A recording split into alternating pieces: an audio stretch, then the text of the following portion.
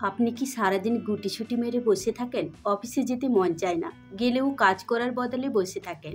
তার মানে কিছুতেই শরীর চনমনে ভাব আনতে পারছেন না। তাহলে এই ভিডিওটি আপনার জন্য, শেষ পর্যন্ত দেখতে থাকুন। এখানে আমি 5টি খাবারের কথা বলবো, যা নিয়মিত খেলে আপনার মধ্যে ক্লান্তি ভাব তো থাকবেই না, তার বলে সারাদিন চনমনে থাকবেন এবং কাজে মনোযোগ বাড়বে। তো চলুন যাওয়া যাক মূল বিষয়ে।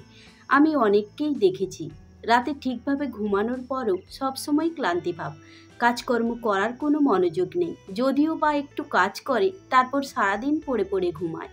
আসলে এইসব হওয়ার মূল কারণই হচ্ছে আপনার খাবার।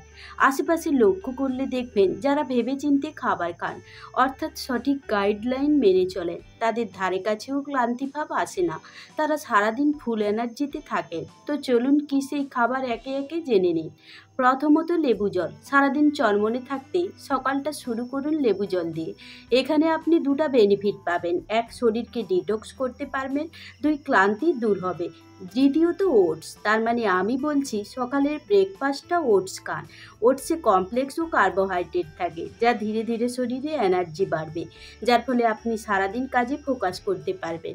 তৃতীয়ত কলা। এটা প্রাকৃতিক খাবার এবং এতে পটাশিয়াম থাকে, যা মাংসপেশির শক্তি বৃদ্ধি করে, ফলে ক্লান্তি ভাব দূর হবে। তাই প্রতিদিন একটা করে কলা খান। চতুর্থত বাদাম। সেটা আখরোট, আমন্ড কিংবা চীনাবাদাম হতে পারে। এতে ওমেগা 3, প্রোটিন ও ভালো ফ্যাট থাকে, যা ক্লান্তি ভাব দূর করে এবং মনকে শান্ত রাখে। তাই বিকেলে স্ন্যাক্স হিসেবে এক মুঠো বাদাম খান। পঞ্চমত জল। এটা শুনে অনেকেই ভাবতে পারেন জল আবার কি করে ক্লান্তি ভাব দূর করে। অনেক সময় জল কম খাওয়ার কারণে ক্লান্ত লাগে, তাই দিনে অন্তত 8 গ্লাস জল খান। শরীর হাইড্রেটেড থাকলে এনার্জি লেভেল হাই থাকে।